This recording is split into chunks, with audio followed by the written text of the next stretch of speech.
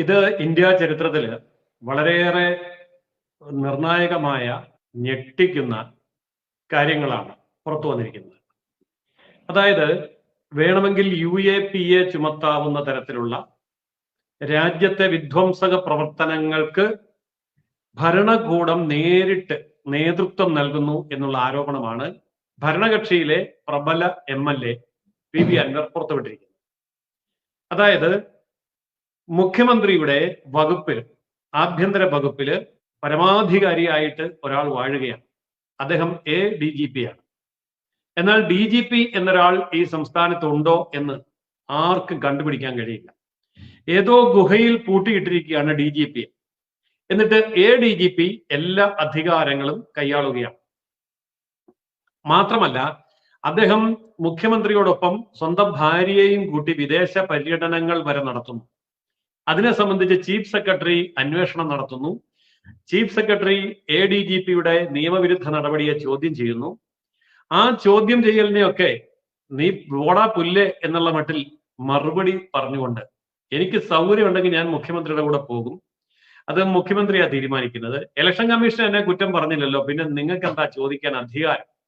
ഇത്ര ധാർഷ്ട്യവും ധിക്കാരവും പിണറായി വിജയനിൽ നിന്ന് കടമെടുത്തുകൊണ്ട് സ്വന്തം മേലുദ്യോഗസ്ഥനെ പുല്ലുപോലെ തള്ളിക്കളഞ്ഞ ഒരു ADGP അദ്ദേഹം എന്തൊക്കെ ചെയ്യുന്നു?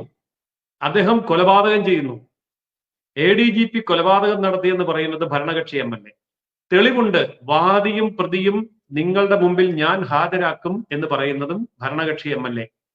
അങ്ങനെയുള്ള ഒരു സിറ്റുവേഷൻ വരുമ്പോ ഈ സംസ്ഥാനത്ത് നിയമവിരുദ്ധമായിട്ട് നടക്കുന്ന സ്വർണ്ണ കള്ളക്കടത്തിൽ 60% തുകയും ചെല്ലുന്നത് പോലീസ് സംവിധാനങ്ങളുടെ കയ്യിലേക്കാണ്.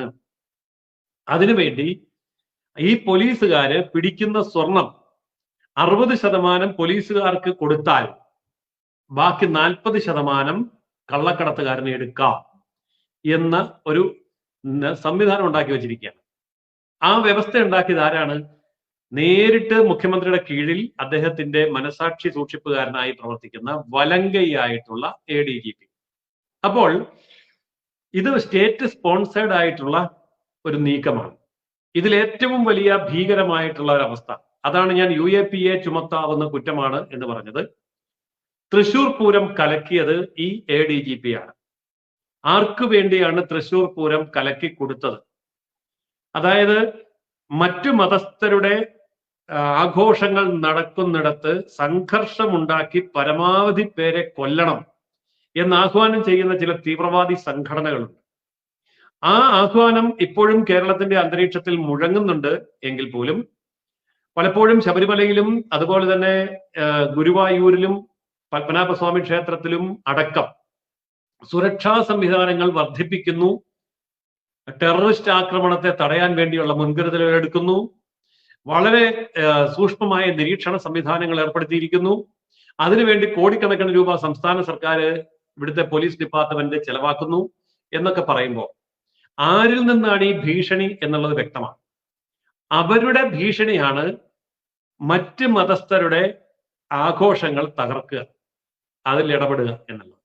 അത് ഇവിടെ ADGPയുടെ നേതൃത്വത്തിൽ തൃശൂർ പൂരം കലക്കിയതിലൂടെ അല്ലെങ്കിൽ കലക്കാൻ ശ്രമിച്ചതിലൂടെ വിജയിച്ചിരിക്കുന്നു എന്ന് പറയുന്നത് ഭരണകക്ഷി MLA. ഇതിനോട് അനുബന്ധിച്ച് കൊലപാതകങ്ങൾ, അത് ഭരണകക്ഷി MLA തന്നെ പറയുന്നുണ്ട്. ആരുടെ കൊലപാതകം, എവിടെ വെച്ച് നടത്തിയ കൊലപാതകം, അതിന്റെ സാഹചര്യം, അതിനെ തുടർന്ന് പോലീസ് കാട്ടിയ അനാസ്ഥ, അതിന്റെ തെളിവുകൾ തേച്ചു മായ്ച്ച് കളയാൻ വേണ്ടി നടത്തിയ നീക്കങ്ങൾ, ഇതെല്ലാം വളരെ വ്യക്തമാണ് എന്ന് അദ്ദേഹം പറയുന്നു. അതുപോലെ മറ്റൊരു SP അദ്ദേഹവുമായി നടത്തിയ ഫോൺ സംഭാഷണത്തിൽ എന്നെ സംരക്ഷിക്കുകയാണെങ്കിൽ ഞാൻ ഈ പോലീസ് സേനയുടെ തലപ്പത്ത് എത്തുന്നത് വരെ നിങ്ങളോട് കടപ്പെട്ടവനായിരിക്കും, നന്ദിയുള്ളവനായിരിക്കും എന്ന് പറയുന്ന ഓഡിയോ അദ്ദേഹം തന്നെ പുറത്തുവിടുന്നുണ്ട്. ഇതിൽ നിന്നൊക്കെ മനസ്സിലാവുന്ന കാര്യം എന്താണ്? അധോലോക സംഘങ്ങൾ അടക്കി വാഴുകയാണ്. കേരളത്തിന്റെ നിയമ സംവിധാനത്തെയും പോലീസ് സംവിധാനങ്ങളെയും അധോലോകങ്ങൾ വിലക്കെടുത്തിരിക്കുകയാണ്.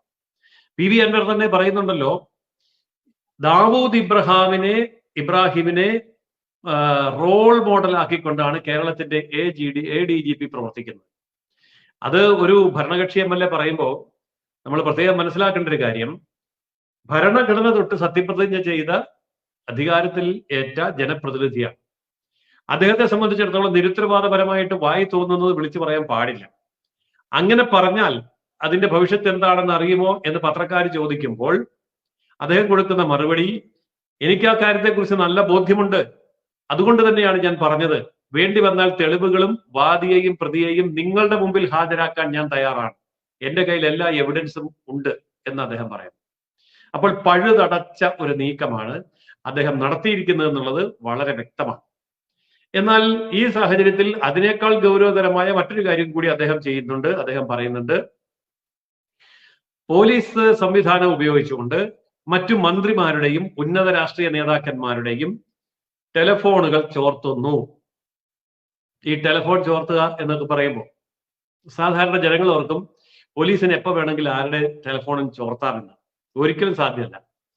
ഒരു രാഷ്ട്രീയ നേതാവാണെങ്കിലും അല്ലെങ്കിൽ സ്വതന്ത്ര വ്യക്തിയാണെങ്കിലും സാധാരണ പൗരനാണെങ്കിലും അല്ലെങ്കിൽ ബിസിനസ് ടൈക്കോൺ ആര് തന്നെ ആവട്ടെ, അവരുടെ ടെലിഫോണുകൾ ചോർത്തണമെങ്കിൽ അതിനൊരു നടപടിക്രമമുണ്ട്. മലയാളികൾക്ക് തീരെ അറിഞ്ഞുകൂടാത്ത ഒരു നടപടിക്രമമാണ്. അതായത് ഒരു കുറ്റാന്വേഷണം നടത്തുന്ന പോലീസ് ഉദ്യോഗസ്ഥൻ ഈ അന്വേഷണത്തിന്റെ ഭാഗമായി ടെലിഫോണുകളുടെ സംഭാഷണങ്ങൾ ചോർത്തിയേ പറ്റൂ എന്ന് വരുന്ന ഒരു സാഹചര്യത്തിൽ ഈ അന്വേഷണ ഉദ്യോഗസ്ഥനായ പോലീസ് ഉദ്യോഗസ്ഥൻ അദ്ദേഹത്തിന്റെ മേലധികാരിക്ക് രേഖാമൂലം അറിയിക്കണം, ഇന്ന കേസിന്റെ ഇന്ന അന്വേഷണത്തിന് വേണ്ടി ഇന്ന വ്യക്തിയുടെ ടെലിഫോൺ ഇത്ര നാളത്തേക്ക് നിരീക്ഷിക്കാൻ ചോർത്താൻ അനുവാദം വേണം എന്ന് പറഞ്ഞ് ഉന്നതാധികാരിക്ക് അയക്കും. പോലീസിന്റെ ഉന്നതാധികാരി ഈ റിക്വസ്റ്റ് ഹോം സെക്രട്ടറി, ആഭ്യന്തര വകുപ്പ് സെക്രട്ടറിക്ക് അയക്കും. ആഭ്യന്തര വകുപ്പ് സെക്രട്ടറി ഇതിനെക്കുറിച്ച് പഠിച്ചതിന് ശേഷം ആവശ്യമാണ് എന്ന് കണ്ടാൽ അത് നടത്താനുള്ള ഉത്തരവിടുന്നതിന് മുൻപ് മന്ത്രിസഭയുമായി കൂടിയാലോചിക്കും. കാരണം ഹോം സെക്രട്ടറിക്ക് ഹോം മിനിസ്റ്ററുമായിട്ട് ഇത് ചർച്ച ചെയ്യാതെ സ്വന്തമായി ഡിസിഷൻ എടുക്കാൻ പറ്റില്ല.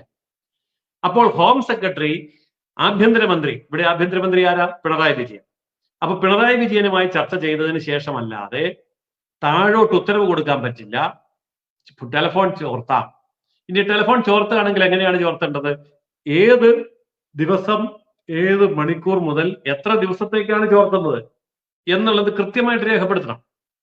അപ്പോൾ സമയം രേഖപ്പെടുത്തണം, വ്യക്തി ആരാണെന്ന് രേഖപ്പെടുത്തണം, ഏത് കാര്യത്തിന് വേണ്ടിയാണെന്ന് രേഖപ്പെടുത്തണം, അത് കേസ് അന്വേഷണത്തിന്റെ അനിവാര്യതയാണ് എന്ന് ബോധ്യപ്പെടുത്തണം, ഇത് മേലുദ്യോഗസ്ഥനെ ബോധ്യപ്പെടുത്തണം, ആഭ്യന്തര വകുപ്പ് സെക്രട്ടറിയെ ബോധ്യപ്പെടുത്തണം, ആഭ്യന്തര വകുപ്പ് മന്ത്രിയെ ബോധ്യപ്പെടുത്തണം.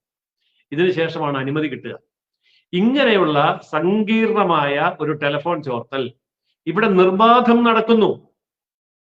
സംവിധാനങ്ങളൊന്നും അറിയുന്നില്ല. നിർബാധം നടക്കുന്നു എന്നുള്ളത് പി വി അൻവർ കേവലം ആരോപണമായിട്ട് ഉന്നയിച്ചതല്ല. അവിടെയാണ് നമ്മൾ ശ്രദ്ധിക്കേണ്ടത്. പി വി അൻവർ ചോർത്തി കാണിച്ചു തരികയാണ്. പല ആൾക്കാരുടെയും ടെലിഫോൺ സംഭാഷണം ചോർത്തി നമ്മുടെ മുമ്പിൽ കാണിച്ചു തരികയാണ്. ഇത്രയേ ഉള്ളൂ ഇവിടുത്തെ നിയമ സംവിധാനം. അപ്പോൾ വേണമെങ്കിൽ പോലീസിന്റെ ടെലിഫോൺ സംഭാഷണം വേണമെങ്കിലും ചോർത്താം എന്ന് അദ്ദേഹം പ്രൂവ് സഹിതം തെളിയിച്ചു കഴിഞ്ഞു. ഇത്രമാത്രം അപകടകരമായ ഒരു അവസ്ഥ കേരളത്തിൽ ഉണ്ടായിട്ടില്ല. ഇപ്പോൾ ഇവിടെ അദ്ദേഹം സ്വർണ്ണക്കള്ളക്കടത്തിനെ കുറിച്ച് പറഞ്ഞു, ടെലിഫോൺ ചോർത്തലിനെ കുറിച്ച് പറഞ്ഞു. എന്നാൽ സ്വർണത്തെക്കാൾ കൂടുതൽ വരുമാനം വരുത്തുന്ന മയക്കുമരുന്ന് മാഫിയ ഇതിന്റെ പുറകിലുണ്ട്. സ്വർണ്ണക്കടത്ത് പോലെ ഉള്ള കാര്യങ്ങൾ ചെയ്യാൻ കഴിയുന്നവർക്ക് മയക്കുമരുന്നും ആയുധക്കടത്തും അടക്കം എന്തു വേണമെങ്കിലും ചെയ്യാൻ പറ്റും. അന്വേഷണം പൂർണ്ണമായി കഴിയുമ്പോഴേ ഇതൊക്കെ മനസ്സിലാവും.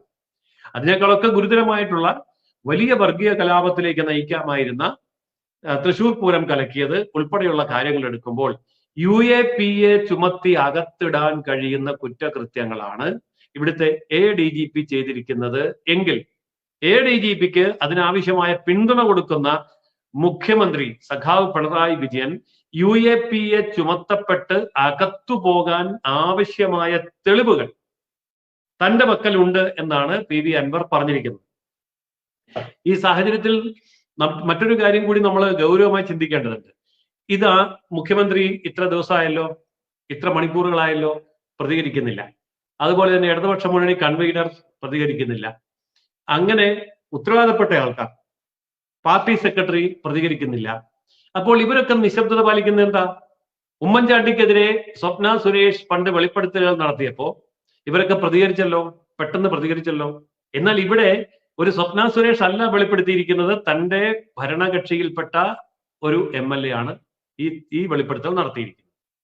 ഏറ്റവും മിനിമം അന്വേഷണ ഉത്തരവ് ഇടുകയും അന്വേഷണ ഉത്തരവ് ഇട്ടുകൊണ്ട് കുറ്റാരോപിതരായിട്ടുള്ള പോലീസ് ഉദ്യോഗസ്ഥന്മാരെ സർവീസിൽ നിന്ന് മാറ്റി നിർത്തുകയും ചെയ്തിട്ട് ഈ ഭരണം ഈ അവസ്ഥയിലേക്ക് ആക്കിയതിൽ ധാർമ്മിക ഉത്തരവാദിത്വം ഏറ്റെടുത്തുകൊണ്ട് ആഭ്യന്തര വകുപ്പ് സ്ഥാനം മുഖ്യമന്ത്രി ഒഴിയുകയും മുഖ്യമന്ത്രി സ്ഥാനം രാജിവെച്ച് മാറി നിൽക്കുകയും വേണം. എന്നിട്ട് വേണം അന്വേഷണം നടത്താൻ. ഇല്ല എങ്കിൽ ഈ പറഞ്ഞ ADGPക്കെതിരെ അന്വേഷണം നടത്തുന്നത് അയാൾ തന്നെയായിരിക്കും, വേറൊരാളല്ല. കാരണം അയാൾക്കെതിരെ അന്വേഷണം നടത്തേണ്ടത്. എത്ര വലിയ ഗതികേടാണ് കേരളം എത്തി നിൽക്കുന്ന ഒരു സാഹചര്യം. അതുകൊണ്ട് ഇപ്പോൾ BJPയുടെ സംസ്ഥാന അധ്യക്ഷൻ പറഞ്ഞ ഒരു കാര്യമുണ്ട്, ഇത് കേന്ദ്ര ഏജൻസി അന്വേഷിക്കണം. എന്നാൽ ഈ കേന്ദ്ര ഏജൻസി അന്വേഷിക്കണം എന്നുള്ള BJPയുടെ ആവശ്യത്തെ ഇവിടുത്തെ കോൺഗ്രസ്സുകാർ പിന്തുണയ്ക്കുന്നുണ്ടോ, UDF പിന്തുണയ്ക്കുന്നുണ്ടോ എന്ന് നമ്മൾ നോക്കുമ്പോൾ അവര് അഴകുഴമ്പൻ നയം സ്വീകരിക്കുന്നതായിട്ടാണ് കാണുന്നത്. എന്താ അതിന്റെ കാരണം? ഇവിടുത്തെ ഇടതുപക്ഷ ചാനലുകൾ, മാധ്യമങ്ങൾ ഒക്കെ പറയുന്നത് BJPയും CPM-ഉം തമ്മിൽ ഒരു രഹസ്യധാരണയുണ്ട്, അതുകൊണ്ട് ആ ഒരു സംവിധാനം ഫലപ്രദമാവില്ല എന്നവർ പറയുന്നു. ആ പറയുന്നതിന്റെ പിന്നിൽ വേറെ ഒരു അജണ്ടയുണ്ട്. ഇപ്പോൾ അടുത്ത തവണ അധികാരത്തിൽ വരാനുള്ള സാധ്യത തെളിച്ചെടുക്കുക എന്നുള്ളത് പ്രതിപക്ഷ കക്ഷി എന്നുള്ള നിലയിൽ UDF ചെയ്യാതിരിക്കില്ല. UDF അത് ചെയ്യും. എന്നാൽ UDF-ല് ഇത് ചെയ്യണമെങ്കിൽ ആവശ്യമായ ഭൂരിപക്ഷം ഇല്ല. നമുക്കറിയാം 99 MLA-മാരുടെ മഹാഭൂരിപക്ഷത്തോടു കൂടി LDF അധികാരത്തിലിരിക്കുന്നു. ഈ കഴിഞ്ഞ ലോക്സഭാ ഇലക്ഷനിൽ ഒരേ ഒരു സീറ്റ് മാത്രം ജയിച്ച ദയനീയ അവസ്ഥയ്ക്ക് ശേഷം കേരളത്തിൽ നടന്ന പഞ്ചായത്ത് ഉപതെരഞ്ഞെടുപ്പുകളിൽ മുൻതൂക്കം കിട്ടിയത് വീണ്ടും ഇടതുപക്ഷത്തിനാണ്. അപ്പോൾ ഇടതുപക്ഷം ഈ രീതിയിൽ മുന്നോട്ട് പോയാൽ തീർച്ചയായും UDF-ന് അധികാരത്തിൽ വരാനുള്ള അവസരം നഷ്ടപ്പെടും എന്നവർക്കറിയാം. അതുകൊണ്ട് അവർ ചെയ്യാൻ പോകുന്ന ഒരു പദ്ധതിയുടെ തിരനോട്ട പരിപാടിയായി നമുക്കിതിനെ കാണാൻ പറ്റും. ഇപ്പൊ KT ജലീലിന്റെ സ്വരം ശ്രദ്ധിക്കൂ, PV അൻവറിന്റെ സ്വരം തന്നെയാണ്. അപ്പോൾ PV അൻവറും KT ജലീലും ഉൾപ്പെടുന്ന ന്യൂനപക്ഷ സമുദായത്തിന്റെ സംഘടിത വോട്ടുകൾ ഇടതുപക്ഷ പാളയത്തിൽ നിന്ന് വലതുപക്ഷത്തേക്ക് നീക്കിയാൽ KT ജലീലിനും PV അൻവറിനും UDF മന്ത്രിസഭയിൽ മന്ത്രിമാരാകാനും അവരുദ്ദേശിക്കുന്ന ബിസിനസ്സുകൾ ഇപ്പോഴത്തേക്കാൾ ഭംഗിയായിട്ട് നടത്താനും സാധിക്കും എന്നുള്ള ഒരു കണക്കുകൂട്ടലിന് പിന്നിൽ നിന്നുകൊണ്ടുള്ള എല്ലാ പിന്തുണയും കൊടുക്കുകയാണ് UDF നേതൃത്വം. അല്ലെങ്കിൽ എന്തുകൊണ്ടാണ് UDF തെരുവിലിറങ്ങാത്തത്? എന്തുകൊണ്ടാണ് പ്രത്യക്ഷമായ പ്രക്ഷോഭങ്ങൾ ഉണ്ടാക്കാത്തത്? എന്തുകൊണ്ടാണ് സമരപരിപാടികൾക്ക് നേതൃത്വം കൊടുക്കാത്തത്? അതിന്റെ ഉദ്ദേശം ഇതാണ്.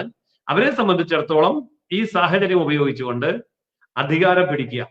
അതിന് ഇവിടുത്തെ നഷ്ടപ്പെട്ടു പോയ ഇസ്ലാമിക വോട്ട് ബാങ്ക് തിരിച്ചു പിടിക്കണം. ആ ഇസ്ലാമിക വോട്ട് ബാങ്ക് തിരിച്ചു പിടിക്കാൻ PV അൻവറിനെ ഉപയോഗപ്പെടുന്നു, KT ജലീലിനെ ഉപയോഗപ്പെടുത്തുന്നു. അങ്ങനെയുള്ള ഞമ്മന്റെ ആൾക്കാരെ മുഴുവൻ ഇടതുപക്ഷത്തു നിന്ന് വലതുപക്ഷത്തേക്ക് മാറ്റാൻ ഈ കേസിനെ ഉപയോഗപ്പെടുത്താമോ എന്ന് മാത്രമാണ് UDF ഇപ്പോൾ ചിന്തിക്കുന്നത്. അപ്പോൾ വീണ്ടും ഒരു മുസ്ലിം കൺസോളിഡേഷൻ ഇടതുപക്ഷത്തേക്ക് വരാതിരിക്കാനും അത് വലതുപക്ഷത്ത് തന്നെ നിലനിർത്താനും PV അൻവറിനെ മന്ത്രിസ്ഥാനം കാണിച്ച് മറുവശത്തേക്ക് കൊണ്ടുവരാനും മാത്രമാണ് ഇവിടെ UDF ശ്രമിക്കുന്നത്. അല്ലാതെ ഇവിടെ ഒരു ആത്മാർത്ഥമായിട്ടുള്ള ജനകീയ സമരം, ജനപ്രതിഷേധം, അതിന് നേതൃത്വം കൊടുക്കാൻ അവർക്ക് സാധിക്കുന്നില്ല. അവരെ സംബന്ധിച്ചിടത്തോളം പിണറായി വിജയനെ എത്രയും പെട്ടെന്ന് പുറത്താക്കി ഭരണം ഞങ്ങളുടെ കയ്യിൽ എത്തിക്കണം എന്നൊരൊറ്റ ലക്ഷ്യമേ ഉള്ളൂ. അതിന് ഇന്ന് പിണറായി വിജയനോടൊപ്പം നിൽക്കുന്ന ഇസ്ലാമിക വോട്ട് ബാങ്കിനെ കൂടി UDF പക്ഷത്തേക്ക് കൊണ്ടുവരിക എന്നുള്ള അജണ്ട മാത്രമാണ് UDF-നുള്ളത്.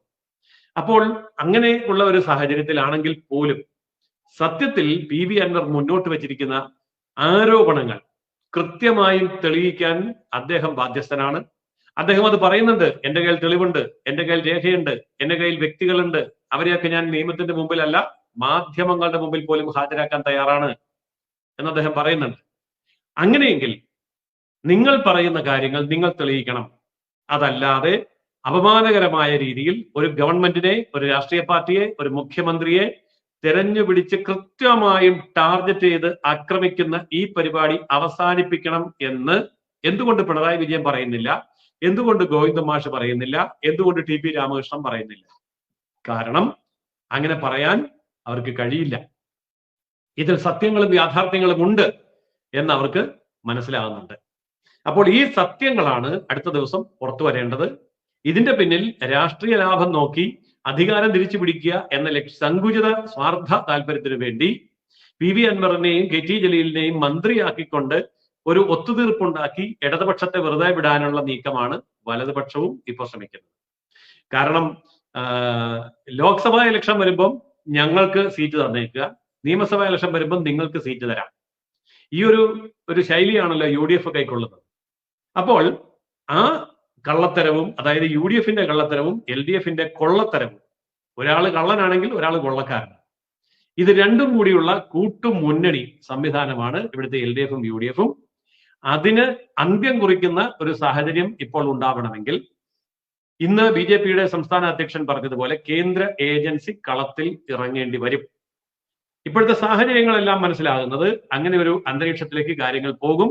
കേന്ദ്ര ഏജൻസികൾ വന്നാൽ കഴിഞ്ഞ തവണത്തേതുപോലെ സ്വർണ്ണ കള്ളക്കടത്ത് കേസ് അങ്ങനെയൊക്കെയുള്ള കാര്യത്തിലെ പോലെ ഒരിക്കലും തന്റെ അന്വേഷണ സംവിധാനങ്ങൾ ഉപയോഗിച്ചുകൊണ്ട് നേരിടാൻ പറ്റാത്ത ഗുരുതരമായ അന്തരീക്ഷമാണ് ഇന്ന് നിലവിലുള്ളത്. അതുകൊണ്ട് ജീവൻ മരണ പോരാട്ടമാണ്, പിണറായി വിജയന്റെ മാഗ്ന കാർട്ടയാണ് ഇപ്പോൾ ഇവിടെ സംഭവിക്കാൻ പോകുന്നത്. അതിന്റെ രാഷ്ട്രീയ ലാഭമെടുക്കാം എന്നുള്ള UDF ഗൂഢ ഉദ്ദേശവും നടക്കാൻ പോകുന്നില്ല. കേരളത്തില് വളരെ ചരിത്രപരമായിട്ടുള്ള ഒരു രാഷ്ട്രീയ മാറ്റമായിരിക്കാം പിണറായി വിജയൻ ജയിലിലേക്ക് പോയി കഴിഞ്ഞ് നടക്കുന്ന തെരഞ്ഞെടുപ്പിൽ സംഭവിക്കാൻ പോകുന്നത് എന്നാണ് ആമുഖമായിട്ട് എനിക്ക് സൂചിപ്പിക്കാനുള്ളത്.